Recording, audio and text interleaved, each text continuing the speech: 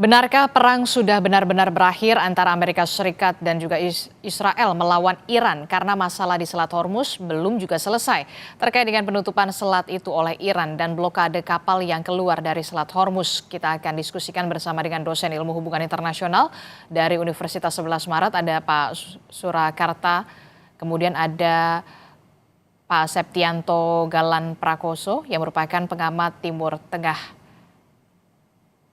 Dan juga ada pengamat Timur Tengah, ada Pak Nasir Tamara. Selamat pagi Bapak-Bapak, Assalamualaikum. Waalaikumsalam. Selamat pagi Mbak Disti. Iya, saya mau ke Mas Galan dulu. Mas Galan, itu artinya Epic Fury, perang sudah berakhir dan perang ini dimenangkan oleh Iran? Iya, ini menjadi satu konteks yang cukup menarik ya kalau kita bahas. Apakah kemudian kita bisa mengatakan Iran menang dalam hal ini? Saya kira juga belum 100% karena memang pada akhirnya AS sendiri, Amerika Serikat sendiri yang kemudian mundur untuk untuk kemudian mengambil sebuah exit strategi seperti itu dari perang yang ada. Mereka melihat bahwa kalau diperpanjang mungkin mereka semakin rugi, miliaran atau bahkan mungkin triliunan dolar Amerika sudah keluar untuk perang ini, dan pada akhirnya hasilnya pun juga yang tercapai objektifnya yang paling clear hanya menggulingkan atau kemudian istilahnya menggantikan rezim Ayatollah Khomeini yang kemudian wafat karena serangan dahulu. Nah, tapi kemudian yang menjadi poin penting adalah sebenarnya bagaimana Amerika Serikat mempersiapkan exit strateginya. Kalau kemudian mereka menyatakan secara sepihak Epic Fury berakhir, digantikan Project Freedom yang mengawal kapal di Selat Hormuz, tapi kemudian tunda lagi begitu, ini menunjukkan adanya kebingungan atau juga ketidakpastian yang dilihat Trump, karena pada akhirnya mereka tidak bisa kemudian memaksa Iran untuk langsung menyetujui juga kalau kita harus selesai perangnya kelar, itu belum belum tentu begitu kan. Sehingga yang terjadi adalah mereka berusaha mencoba mengambil berbagai macam alternatif yang ada, termasuk salah satunya menyatakan kalau operasi militernya berakhir, mari kita negosiasi, tapi kalau Iran tidak setuju menghentikan blokade, kita akan ngebom lagi seperti itu. Selain itu mereka juga mungkin mendekati dan ya pastinya memaksa negara-negara lain itu untuk kemudian juga bisa membujuk Iran, salah satunya mungkin Tiongkok begitu. Tapi keduluan Abbas Araghchi yang kemudian sudah pergi ke Tiongkok begitu kan. Dan tentunya juga dari PBB sendiri sebenarnya bisa masuk di momentum ini. Tapi betul tadi masih terlalu dini kalau kita mengatakan Iran sudah menang 100%, mungkin mengarah ke sana. Yang jelas kita harus melihatnya adalah ini upaya Trump yang kelihatannya ingin melakukan exit strategi daripada semakin rugi seperti itu. Oke, kalau dikatakan ini belum terlalu dini mengatakan Iran menang dalam pertempuran ini, tapi ini merupakan exit strategi yang kemudian dimainkan oleh Presiden Amerika Serikat Donald Trump. Bagaimana kemudian Iran bisa membaca ini, Pak Nasir? Halo, bagi Iran, dia sudah menang. Kenapa? Karena dia sudah bisa bertahan lebih dari 2 bulan dalam perang 40 hari terakhir ini. Bagi Iran, Amerika gagal untuk menumbangkan pemerintahan, Amerika Serikat gagal untuk menggerakkan oposisi untuk mengganti pemerintahan, dan kemudian Amerika Serikat juga gagal dalam menggunakan isu separatisme dengan membiayai kelompok-kelompok etnis seperti Kurdistan untuk melawan pemerintah, menunjukkan kegagalan. Ini 3 fakta. Lalu kemudian berikutnya secara ekonomi, Amerika sudah kesulitan keuangan karena petrodolar itu sekarang sudah digantikan oleh mata uang China, namanya Yuan. Jadi pembayaran yang dulu kalau mau beli minyak itu memakai dolar, sekarang dialihkan, termasuk India yang kemudian biasanya membayar dengan dolar sehingga Amerika selalu punya suplai dolar, sekarang sudah membayar dengan yuan. Jadi faktor-faktor itu bagi saya yang sudah meneliti dan berada di Timur Tengah selama setengah abad ini, yang patut kita perhatikan, dan itu mengapa saya berani mengatakan bahwa sebetulnya Iran sudah menang. Dan sekarang ini Amerika Serikat itu yang dalam masalah. Kenapa? Pertama, dia tidak mempunyai dukungan dari manapun juga. Dia anggota NATO yang terkuat. Tapi NATO itu sama sekali tidak mendukung dia. Dia marah, lalu 5.000 tentara Amerika Serikat dari Jerman ditarik akan ditarik lagi. Kemudian persenjataan juga akan ditarik. Dia juga berarti membuat NATO pecah kan gitu kan. Dan itu not good, not good. Dan kemudian berikutnya secara politik di dalam negeri, dukungan dia itu merosot sekali menjadi 30% lebih aja kan dari 65%. Dan ini berat buat dia karena dia tidak bisa membuat undang-undang sembarangan, apalagi bulan November akan ada pemilu yang baru, dan itu partainya dia, Partai Republik bisa hancur itu, dan seluruhnya Kongres dan Senat dikuasai oleh Partai Demokrat, sehingga apapun yang dia bikin, undang-undang yang dia buat itu akan dibatalkan, sehingga dia akan menjadi seorang lame duck presiden gitu. Sebuah angsa yang lumpuh. Dukungan pada Amerika Serikat ini sangat merosot. Kemudian juga begitu juga popularitas pada sekutunya yang menyerang Iran, yaitu Israel. Dan ini semua menunjukkan bahwa Amerika sekarang ini Trump dengan gayanya selalu bombastis, kemudian Menteri Luar Negerinya yang mengatakan bahwa Iran itu yang melakukan kesalahan, sebetulnya membalikan fakta, karena yang menyerang Iran pada 28 Februari itu Amerika Serikat tanpa memberitahu bahwa dia akan berperang kan. Itu perangnya ilegal, kemudian juga unilateral. Jadi Trump ini mencoba mencari exit yang terbaik, sehingga dia bilang oke, kibarkan bendera putih. Mengetahui bangsa Iran yang sangat bangga dengan sejarah negerinya sudah 30 tahun, peradaban yang sangat tinggi, kita sudah tahu bahwa ini hanya sebuah trik dari Trump sebelum dia akhirnya akan meninggalkan Iran, sehingga dia bisa mengatakan bahwa dia menang. Fakta lain ini yang penting, dua superpower pemilik nuklir, yaitu Cina dan Rusia, sudah bertemu dengan Menteri Luar Negeri Iran. Pertama Rusia ketemu dengan Presiden Putin langsung yang menyatakan bahwa Rusia sepenuhnya mendukung Iran. Kemudian kemarin dia ketemu dengan Menteri Luar Negeri Cina, kemudian saling pelukan kan, kita lihat kan, itu menunjukkan bahwa Cina juga mendukung Iran. Dalam hal ini ya Amerika sendiri lah nggak ada lagi yang mendukung dia. Dan ini sudah kepepet, dia masih juga mau menekan gitu. Ya coba-coba aja, tapi Iran nggak akan kemakan di situ. Oke, kalau kita lihat ini tadi karena Bapak sudah menyinggung soal bagaimana exit strategi yang kemungkinan trik yang dilakukan atau dimainkan oleh Presiden Donald Trump untuk bisa menjaga atau keeping face dari Amerika Serikat untuk bisa tetap berdiri, untuk bisa mengatakan oke, kita menang begitu. Tapi kemudian secara politik kita juga melihat bagaimana ini ada hubungannya dengan Kongres Amerika Serikat beberapa pekan yang lalu terkait dengan persetujuan untuk menghentikan atau melanjutkan perang, Mas Galan. Nah, apakah ini juga menjadi strategi untuk bisa menyelamatkan dalam tanda kutip begitu ya reputasi seorang Donald Trump di mata warganya, warga Amerika Serikat, apalagi kita tahu pemilu rencananya akan digelar pada November mendatang?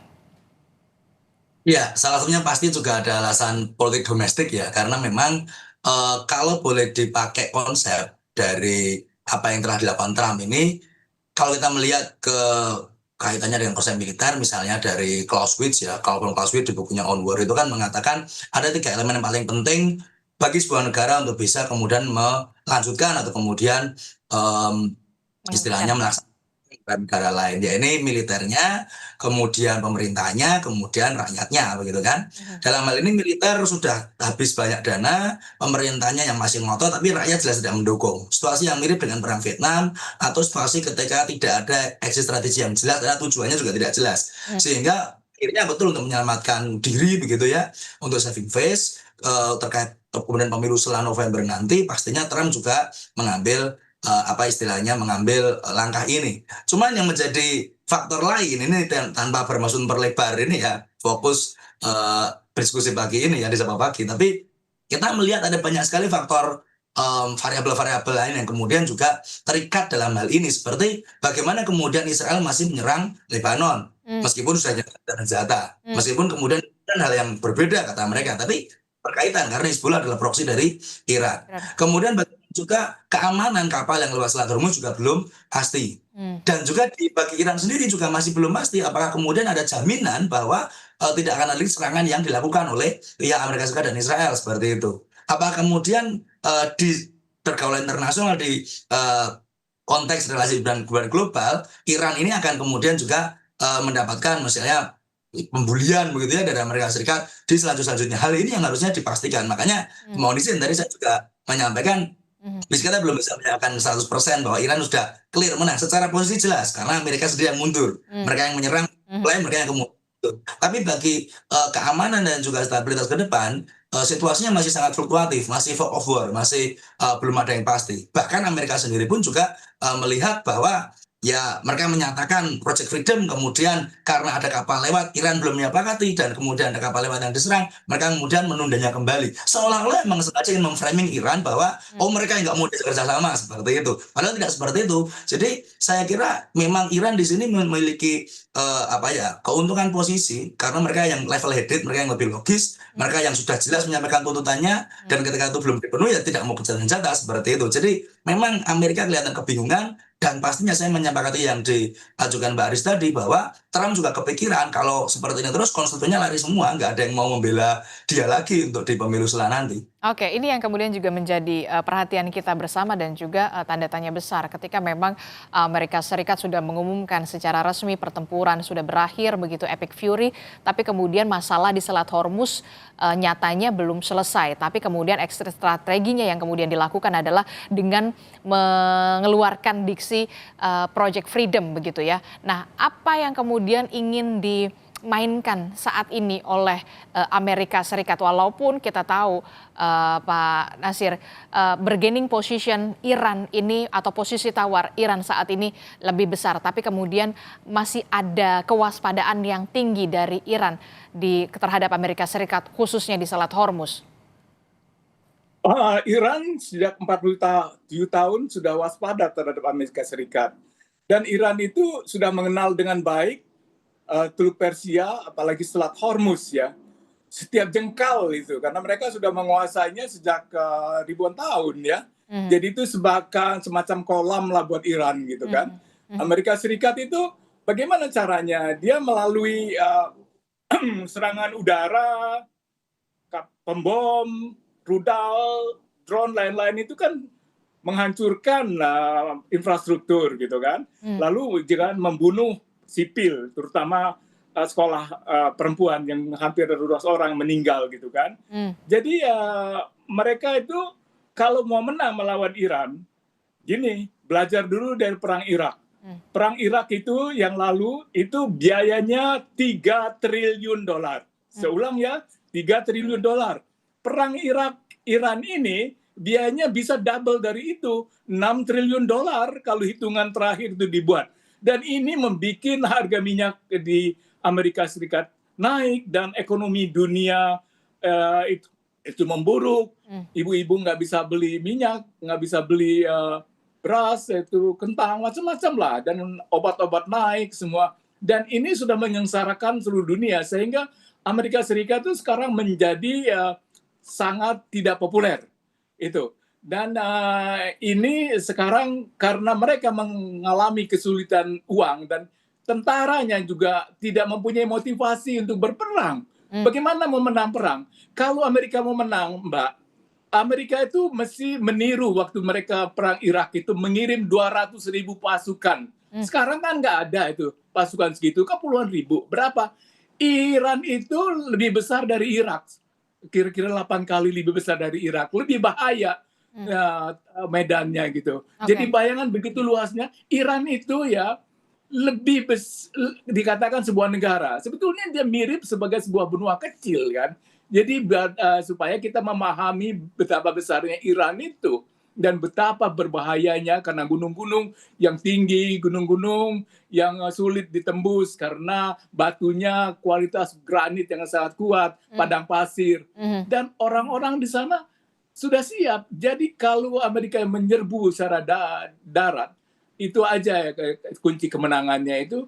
Jangan-jangan itu jadi pembantaian massal Dan orang Amerika kan perangnya Trump ini kan kalau bisa Oke. nggak berdarah kan, Oke. perang jarak jauh. Kalau ada 1.000 orang Amerika Serikat yang mati di situ, jatuhlah di Trump. Itu pasti terjadi di impeach lah. Dan Oke. itu yang bisa terjadi. Jadi resikonya ini adalah pada Trump yang tidak memperhitungkan bahwa perang ini akan mempermalukan Amerika Serikat. Coba lihat tadi tuh Rubio bicara di screen itu kan, sangat gugup bicaranya kan. Dia menyalahkan Iran, padahal dia sendiri tahun lalu itu di London mengatakan bahwa tugas negara-negara Barat, termasuk Amerika itu, adalah mengembalikan seperti zaman penjajahan dulu, agar negara-negara yang sudah merdeka itu dijajah kembali. Jadi udah jelas kontradiksi ini, dan kita mempunyai catatan apa niatnya Amerika Serikat. Ya menguasai Timur Tengah sepenuhnya. Dan apa yang kenapa? Karena minyak. Mereka ingin sesudah menguasai minyak Venezuela, mereka ingin menguasai Timur Tengah. Dan di sini faktor Cina marah. Cina sedang mengancam, sudah mengatakan bahwa Cina di belakang Iran dalam hal ini. Oke, kalau kita secara sederhana kan Amerika Serikat ini mengumumkan perang berakhir melawan Iran. Kemudian yang saat ini selanjutnya adalah exit strateginya adalah Amerika Serikat mendesak agar Selat Hormuz segera dibuka dengan diksi yang dikatakan adalah Project Freedom. Apakah ini akan efektif bagi Iran untuk bisa segera melakukan pembukaan Selat Hormuz, atau apa langkah yang akan segera dilakukan oleh Iran kalau dari kacamata Pak Nasir? Iran akan terus memperkuat pasukannya di Selat Hormuz. Tidak akan lebih banyak lagi ranjau-ranjau dipasang, akan disiapkan misil-misil, sehingga suplai dari minyak itu akan berkurang di dunia. Karena itu kalau sekarang ini, Iran itu sudah punya pengalaman perang di Teluk Persia, Selat Hormuz itu selama 8 tahun ya, melawan Irak. Dan pada waktu itu, banyak sekali ratusan tank yang ditenggelamkan gitu kan. Dan mereka udah mempunyai siasat, udah punya tempat-tempat strategis yang dengan gampang menyasar semua tank itu. Dan jadi kalau ini bentuknya nanti perang ekonomi saja, dihancurkan semua tank yang membawa jutaan baril minyak itu. Jadi dunia akan tercekik karena suplai minyak mungkin berkurang jadi 40% di dunia. Minyak itu harganya di $100-200. Kalau udah begitu, nggak ada yang bisa. Semua dunia akan memarahi Amerika Serikat. Dan Amerika Serikat di Trump akan didemo oleh para supir dan rakyat biasa gitu. Jadi Iran memperkuat kekuatannya di Hormuz karena buat dia itu adalah sebuah battle yang kemungkinan kalau ada penyerbuan darat, dia kalau kita melihat Perang Dunia Kedua, Amerika tuh menyerangnya melalui ke Normandy kan, ke pantai Normandy. Tapi kan pantai ke Normandy itu landai kan, itu mudah sekali. Kalau mereka menyerang itu kayaknya nggak mungkin gitu. Jadi Iran akan terus mempertahankan, dan jangan lupa bahwa sebelum ini ditutup, diblokade oleh Amerika Serikat, Teluk Persia, Selat Hormuz itu terbuka. Jadi yang memulai menutup ini Amerika Serikat, dan Amerika Serikat mau membalikan fakta. Jadi kita jangan terkecoh oleh propaganda-propaganda yang menyalahkan musuh. Padahal yang membuat petaka dunia ini adalah Amerika Serikat yang membuat kemungkinan Perang Dunia Ketiga terjadi kalau Uni Soviet, kalau Rusia dan Cina ikut Perang Dunia Ketiga. Oke, itu artinya Amerika Serikat yang mengawali dan Amerika Serikat pula yang harus mengakhiri. Betul sekali, Mbak.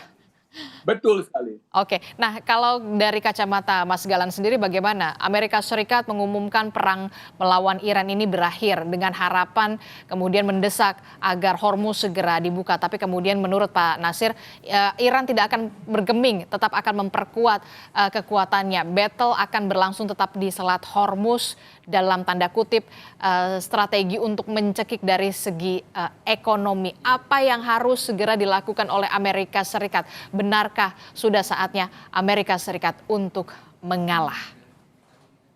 Ya, kalau mengalah pasti Trump nggak mungkin kan, dia bilang oke kita mengalah, tidak mungkin. Tapi mereka pasti akan istilahnya mungkin kalau dalam bahasa Jawa mundur alon-alon gitu ya, mundur perlahan sambil ngeles begitu, sambil memberi alasan dengan ya mungkin strategi atau stand seperti Project Freedom ini yang kemudian nantinya itikat baik akan kami awali, padahal ya mereka sudah sangat terdesak. kalau saya sepakat juga dengan yang disampaikan Pak Nasir barusan, Iran pasti akan tetap waspada, mereka tetap bisa memperkuat pengamanannya di Selat Hormuz karena mereka pengalaman di kecoh atau bahasa santainya apa ya, dikibulin Amerika itu udah berkali-kali begitu kan. Kalau mau dari tahun 79, 40 tahun yang lalu, ketika ada revolusi, kemudian bahkan dari tahun sebelumnya 50-an, tahun 51 ketika Ahmad Mossadegh digulingkan oleh CIA dan sebagainya. Ini menunjukkan Iran tidak akan pernah kemudian bisa percaya 100% ketika Amerika mengatakan sesuatu yang kelihatannya manis begitu. Bahkan kemarin juru bicara Menteri Luar Negeri atau juru bicara Kementerian Luar Negeri Iran, Ismail Baqi itu menyampaikan kepada media via tweet dan juga via pernyataan bahwa semua negosiasi, semua perundingan, semua perdamaian itu diawali dengan goodwill, good intention. Nggak mungkin kita mencapai resolusi, kemudian kita mencapai kesepakatan damai, kesepakatan yang clear peace begitu diawali dengan ancaman. Kalau Iran nggak mau menerima kita bom lagi. Nah ini perundingan macam apa? Jadi kelihatannya kalau Trump masih ngeyel begitu ya nggak akan selesai dan Iran tetap akan strong dan tetap akan memperkuat pertahanannya begitu. Tapi di sisi lain juga yang perlu kita lihat adalah kemudian manuver dari China misalnya. Bagaimana kemudian itu menggerakkan ini? Mungkin juga Pakistan yang bisa menjadi pembisik Iran sebagai moderator dengan itikat baik. Meskipun kemudian bola sekarang ya akhirnya bola tapi udah agak kempes ya itu di tangan Amerika. Mau bagaimana mereka memainkannya supaya mereka sendiri, Trump sendiri saving face, kemudian nggak makin rugi, nggak makin boncos begitu, dan kemudian bisa mencapai kesepakatan yang paling baik bagi semua. Yang jelas harus ada alternatif yang bisa dilihat bagi kedua belah pihak. Namun demikian, ini juga sedikit menjadi perhatian kita semua. Yang kita waspadai bukan hanya soal Selat Hormuznya, tapi kemudian spillover effect yang muncul, di mana belum selesai ini soal Israel Lebanon, belum selesai ini kemudian juga apakah nanti harga minyak itu bisa distabilkan kembali, karena kita melihat turmoilnya luar biasa besar. Bagaimana juga minyak Brent dan minyak WTI dari Amerika sendiri juga malah menjadi semakin dinamis, atau kalau nggak boleh dikatakan nggak stabil begitu di pasar. Ini juga menjadi perhatian yang sekiranya menjadi dampak dari event ini semua. Yang jelas lagi-lagi ya Amerika harus lebih istilahnya memiliki goodwill begitu, meskipun gak susah ya kalau Trump yang mengatakan terkait hal ini.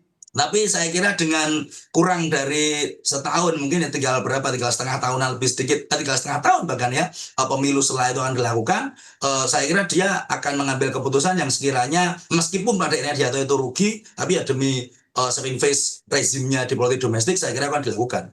Oke, terakhir Mas Galan, apa yang kemudian bisa dilakukan begitu ya, salah satunya mungkin dengan adanya Pakistan dan juga Rusia dan juga China di sana untuk bisa paling tidak mempercepat lah agar ada goodwill dari Amerika Serikat begitu ya, dalam hal ini adalah Presiden Donald Trump untuk bisa lebih cooling down begitu ya untuk soal Selat Hormuz ini. Apa yang bisa dilakukan negara-negara tersebut, 3 negara tersebut? Ada 2 skenario. Pendekatan pertama yang positif itu ada joint statement. Jadi dari negara-negara yang netral begitu ya. Meskipun kalau ada China, ada Rusianya, Amerika yang berat. Tapi kalau karena kan pasti membela Iran di satu sisi. Tapi kalau kemudian banyak negara baratnya atau negara sekutu Amerika di Timur Tengah, Iran juga yang tidak mau. Sehingga harus ada joint statement dari kedua belah pihak, bahkan mungkin negara-negara yang lain yang menjamin juga kalau kemudian gencatan senjata ini yang diteruskan kepada perundingan perdamaian yang komprehensif. Dengan apa? Dengan pemenuhan kesepakatan, pemenuhan requirement atau syarat-syarat yang diajukan dua belah pihak. Itu langkah yang positif. Langkah yang negatif yang kedua Mbak Disti adalah adanya resolusi PBB, di mana ini agak sedikit berat sebelah. Takutnya nanti yang tertekan pasti Iran, karena Amerika yang kemudian menggerakkan negara-negara yang ada di PBB. Tapi juga nggak semudah itu, karena ada Rusia, ada China yang bisa memveto, sehingga agak susah juga, kompleks juga kalau memakai skenario kedua ini. Yang jelas apapun yang bisa dilakukan, saya kira arahnya sudah pas. Deeskalasi ini sudah lumayan bisa mencapai titik cerah kalau kemudian Amerika sadar kalau dia sudah mengarah ke arah kekalahan, dan Iran juga memanfaatkan posisi yang pas, bargaining position, untuk bisa istilahnya mencapai kepentingannya juga, sekaligus juga mungkin harus ada detail yang diperhatikan. Project Freedom itu inisiatifnya sebenarnya bagus, niatnya bagus, eksekusinya enggak, begitu ya. Karena kemudian Trump tidak mengabari perusahaan asosiasi kapal, enggak mengabari pelaut-pelaut yang ada sekitar situ, enggak mengabari seafarer, enggak mengabari asuransi dari kapal-kapal sepihak. Nah, yang seperti ini enggak mungkin dilaksanakan. Seandainya itu koordinasinya bagus, dijamin negara-negara yang netral tadi, maka inisiatif ini juga akan bisa membawa ke perundingan pembicaraan yang lebih baik dan sehat tentunya untuk situasi ini. Oke, tapi kemudian yang menjadi pertanyaan selanjutnya adalah bagaimana respon Iran untuk bisa baik begitu ya, disambut positif. Apakah akan disambut positif dengan adanya joint statement yang tadi disebutkan oleh Mas Galan? Kalau menurut Pak Nasir terakhir, joint statement untuk menuju ke perundingan perdamaian. Menurut Anda, bagaimana nanti respon dari Iran? Apakah bisa menerima ini? Saya rasa Iran tuh mau menerima kalau semua persyaratan dia sudah diberikan oleh Amerika Serikat. Persyaratannya itu ada 14 poin ya, yang terakhir itu. Beberapa poin yang penting bahwa semua harta Iran yang dibekukan itu dikembalikan. Lalu kemudian ada pampasan perang yang dibayar. Kemudian perjanjian bahwa Amerika Serikat sama sekali tidak akan menyerang Iran lagi. Lalu kemudian soal uranium supaya itu ditangguhkan bisa, tapi tidak terlalu lama gitu kan, mungkin 5 tahun. Lalu itu diantara yang terpenting yang Iran ingini dari 14 itu. Kalau semua syarat-syarat itu dipenuhi, lalu tinggal dibuat perjanjian damai dan ditandatangani secara detail, disaksikan oleh Rusia, disaksikan oleh Tiongkok sebagai dan anggota Dewan Keamanan lainnya, PBB ya, tapi juga dari negara-negara yang netral juga.